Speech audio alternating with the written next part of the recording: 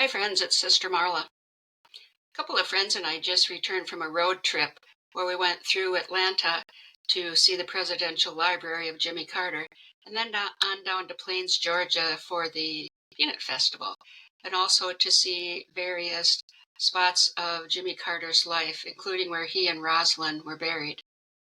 And it was a very powerful and emotional trip for us.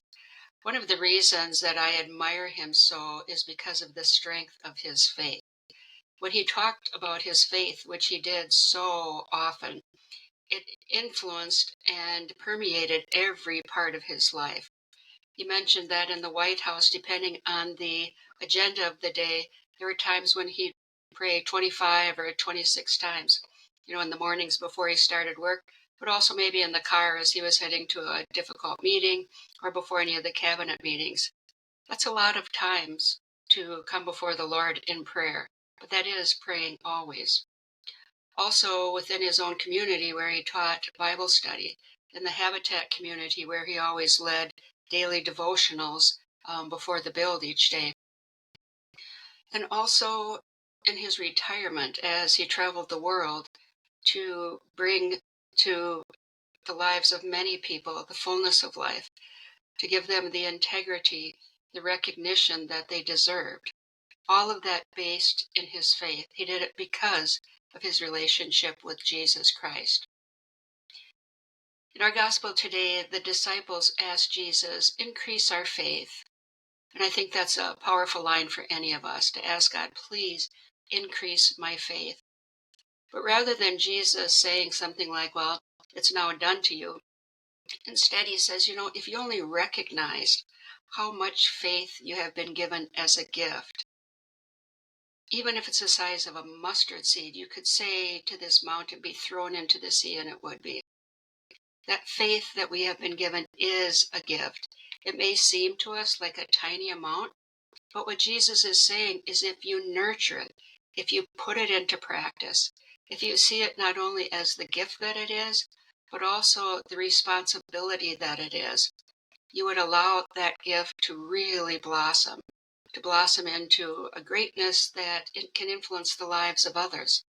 And friends, that is what we're called to do with our gift of faith, to nourish it, to share it, to take it to God in prayer, to direct it, to remember that we have the ability to impact our neighborhoods, to impact our communities, our nation, and our world. If only we're doing so through faith, if we're doing so in imitation of the life of Jesus Christ, if we're doing so in line with the teachings of the gospel, not worrying about politics, not worrying about who is right or wrong, but worrying about what we are doing with that gift of faith we have been given. We've all been given enough.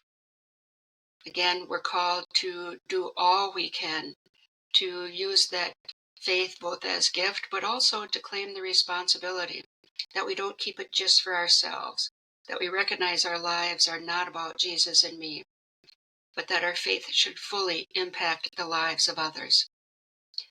Someone was telling me about a person, when they first met them, they said their name and then they said, and I'm a Christian. And this person wondered why they needed to have that be the second thing they said right after their name. I mean, a powerful thing to claim that life of Christ as the beacon that we follow. But their comment was, I wanted to say to them, how will I know? How would I know by what you do? Instead of saying my name is Marla and I'm a Christian, if I introduce myself, hopefully you'd be able to tell by the way I speak, by the way I act, by the way I break open my life for others, that I am a Christian. It isn't something we need to broadcast, but something that we need to show and to take responsibility for. So many, many ways in which we can do that in the tenor of our times, in all that is going on in our community, in our nation, and our world. To really see those through the eyes of faith, to do whatever it is that we can to influence all of those areas through faith. Because as Habakkuk reminds us, the vision still has its time. The vision for spreading peace, for spreading integrity, for working towards justice. It may seem like something that's so far from our grasp, so far from reality, or maybe that we might not even see that in our own lifetime. But friends, we're reminded it still has its time, and the time is now, as always, for us to continue to work towards that. So let our prayer not only be, Lord, please increase my faith, but also increase my action, my activity, my compassion, my thoughts, my voice, so that I might bring about the vision of God.